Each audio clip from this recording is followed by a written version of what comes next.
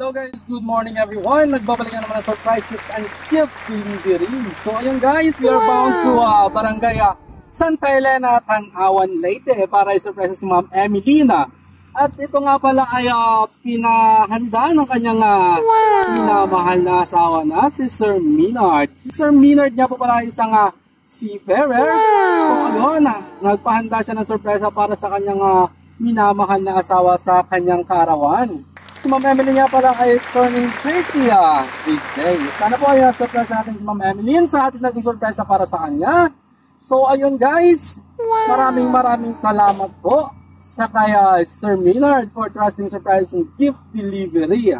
So ayun, nandito po ang inclusion ng package ni Sir Minard. So ayun guys, meron tayong free na Maria Clara na wine, meron tayong free na fruits, tapos meron tayong food package na chicken, cordon bleu, lumpia, kakanin assorted, and then meron tayong pancit.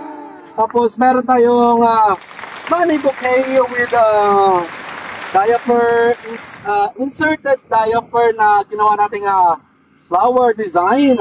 So ayun, ang money bouquet natin ay worth 10,000 pesos. At sana po masurpresa natin ang ating celebrant for today's video.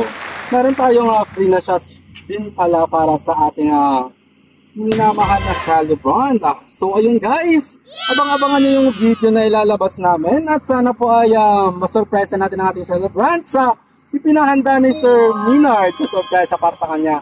So ayun guys, don't forget to follow, like, and share our page, Surprises and Gift Delivery. Sana po ay i-bless tayong lahat sa araw na ito, and keep safe everyone, and peace out.